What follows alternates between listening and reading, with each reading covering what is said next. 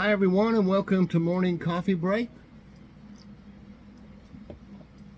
I hope everybody's doing really good today. It's Sunday, August 4th. Currently it's 71 degrees. High today is 84. Getting back up there a little. With it being more humid because of the rain we've had, it makes 84 feel like over 90, I'm sure. It's really sticky is the best word for it out there. Chance of rain today 5%. Winds at 1 mile per hour right now. Yeah, we had a storm come through.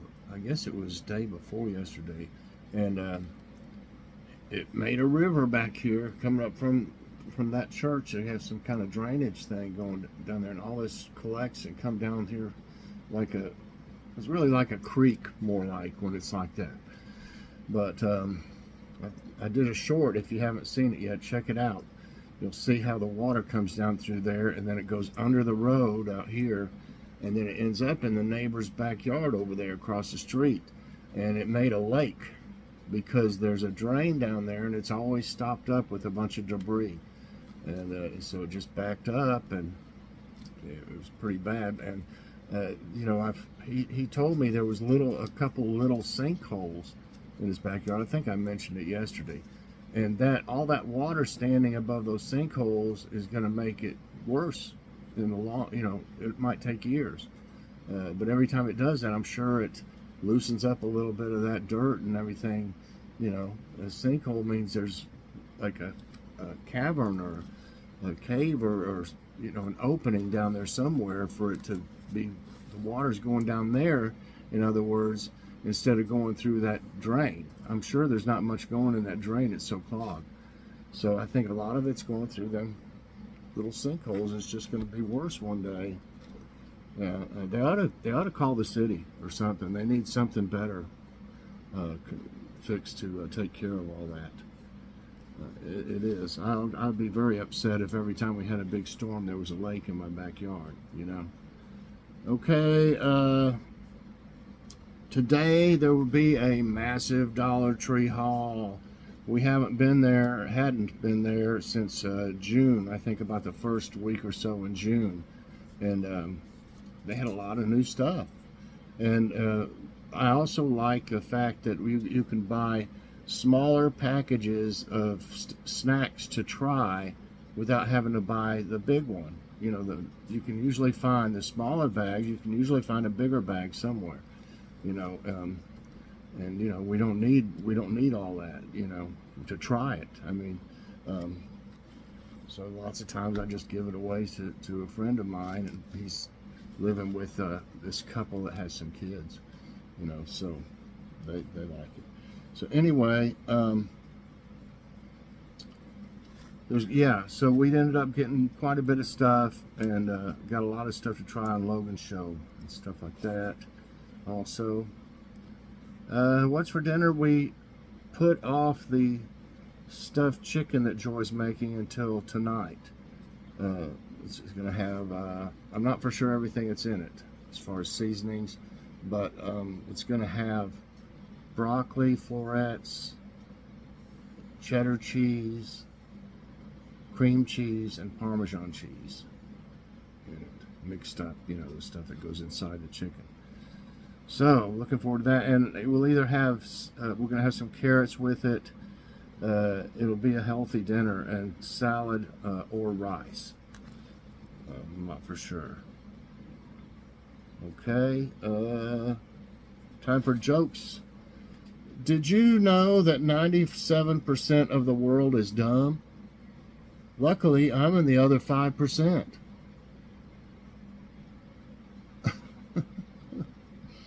No, I don't think so. When I was 8, my dad was taking me to see a movie. On the way there, I asked him if he could buy me some gum. He said, "No, you don't need any." Sounds familiar. After arriving at the theater and taking our seats, Dad changed his mind. He told me it would be okay for me to have some gum, and he was going to get it. Well, that's a lot better. Thanks, Dad. I spoke up and said, You don't need to buy me gum anymore, Daddy. I found some under the seat. Oh, man. Man, I would be like, no. See, you should have bought him some gum before you got to the seat. Okay. Oh, yeah. Thought of the day. This is from Swami, I hope I can pronounce this right, Vivekananda. Swami Vivekananda. You have to grow from the inside out. None can teach you, none can make you spiritual. There is no other teacher but your own soul. Okay, and let's see what we got here for, oh, I just saw this one though. I might like this one. I don't know. This one looks good too. Okay, I'm seeing some that I haven't. You know, I do see some that we've already done before, or at least the question they show on, you know, my emails. It'll be the same question, so I assume that that whole one would be one that we've done. But I get so many of them, you know, I don't think we'll ever run out. I don't know. I think I'll try this one. It might be about, you know, food, international food or something. Let's see. Take quiz. Okay. Okay, it says general, but I don't know. It should be about, you'd think it'd be about after this first question kind of stuff to do with it. What do British people traditionally drink with scones and sandwiches? Tea, coffee, water, juice. Well, I think everybody pretty well knows that they like their tea over there. You know, I'm trying to think. You know, I've always had iced tea, but I think maybe I might have had 1 cup of hot tea in my life. You know, but I might be missing out on something. A lot of people like it. And there's a lot of them that are good for you, too. I got a thing of it over there. I don't see it, though. It was for, it seemed like it was for, like, to clear your sinuses or something like that. I can't remember exactly. I never did use it. Okay, yeah, I would say tea. Yeah, that's right. The best way to enjoy a scone is as part of an afternoon tea or cream tea. A popular tradition in the UK, afternoon tea features finger sandwiches and small bite-sized desserts that are washed down with either breakfast tea or herbal tea. Doesn't sound that bad to me. Which British general surrendered to the American forces at Yorktown? John Burgoyne, Charles Cornwallis, Thomas Gage, William Howe. Okay. I have, you know, I have a lot of stuff to do with the Civil War, books and just little things, memorabilia and stuff like that.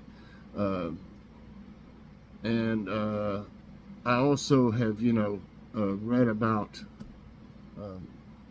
you know, the Revolutionary War and stuff like that. But anyway, I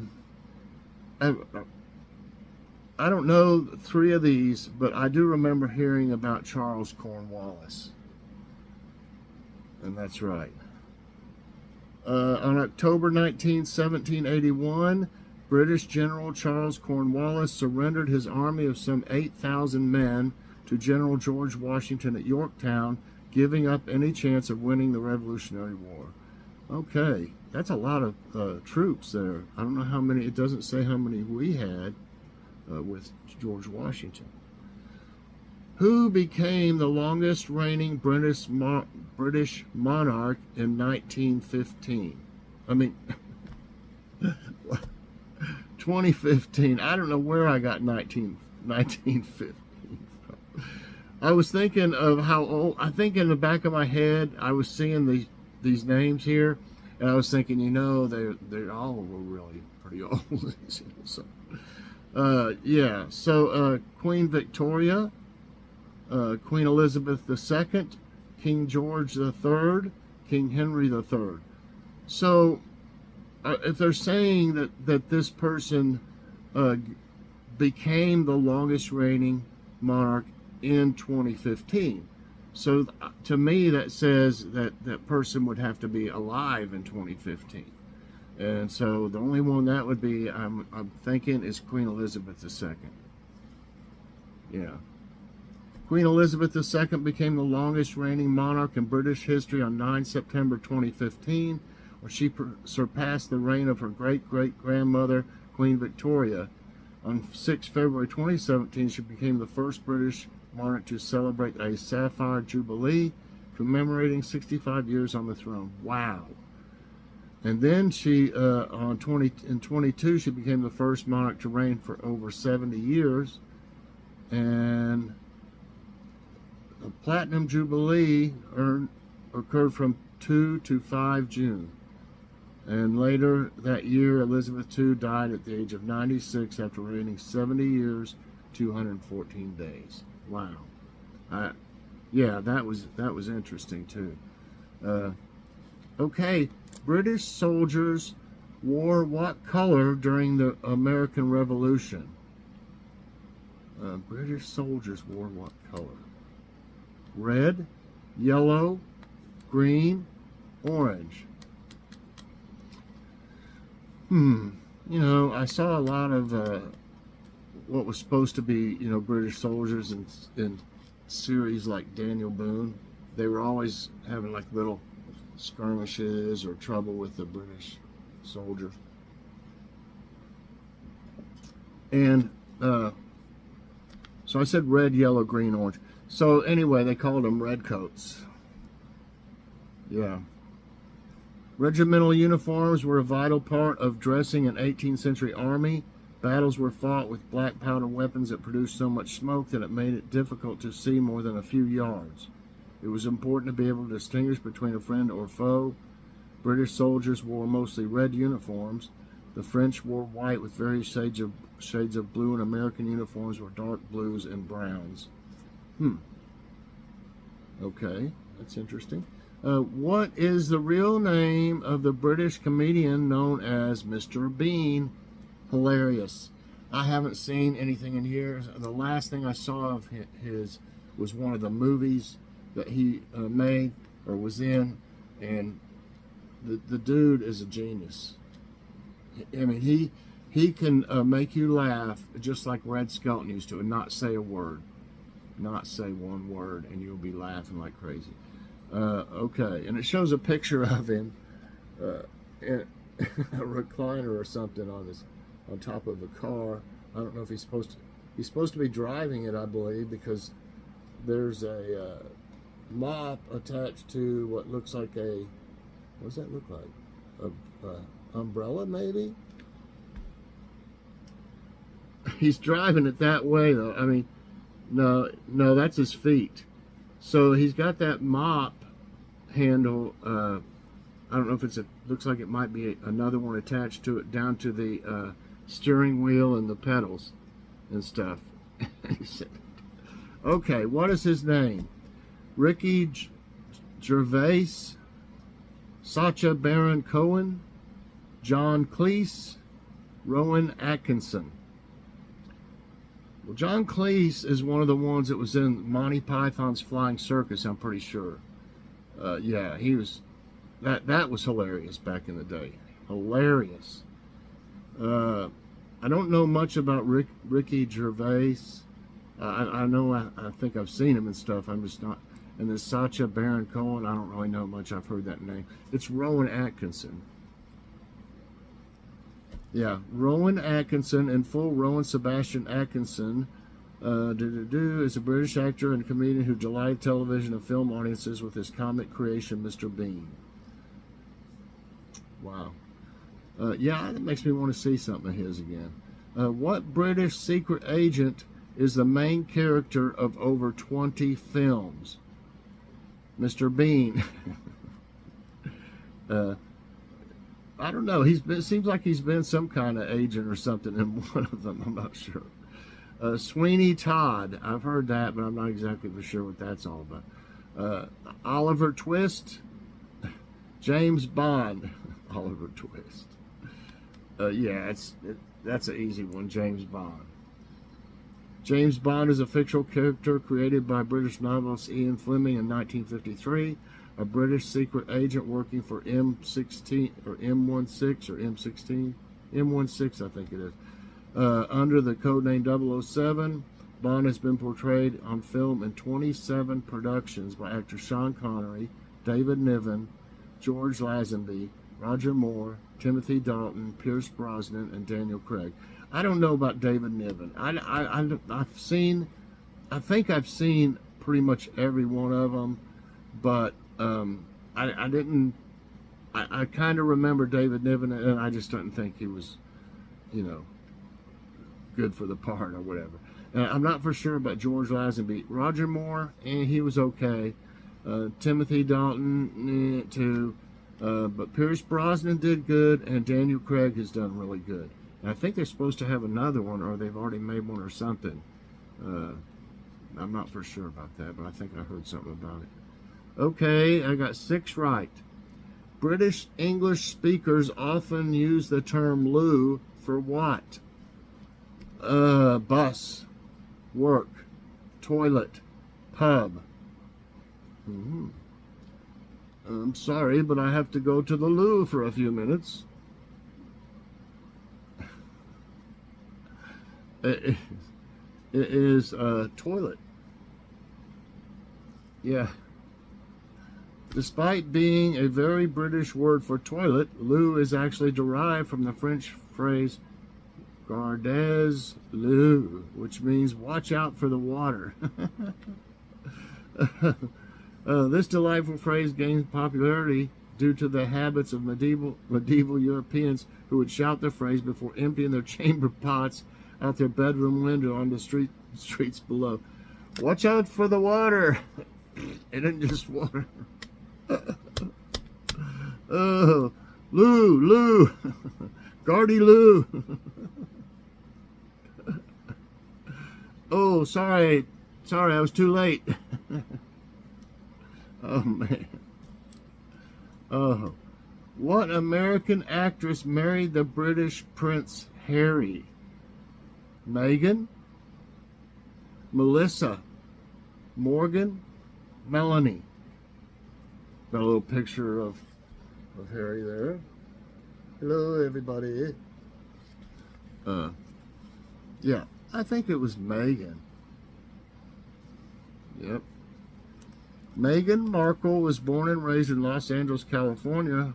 Her most significant screen role was that of Rachel Zane for 7 seasons in the American TV legal drama Suits. She retired from acting upon her marriage to Prince Harry, Duke of Sussex, in 2018 and became known as the Duchess of Sussex. And now she just has to know how to go.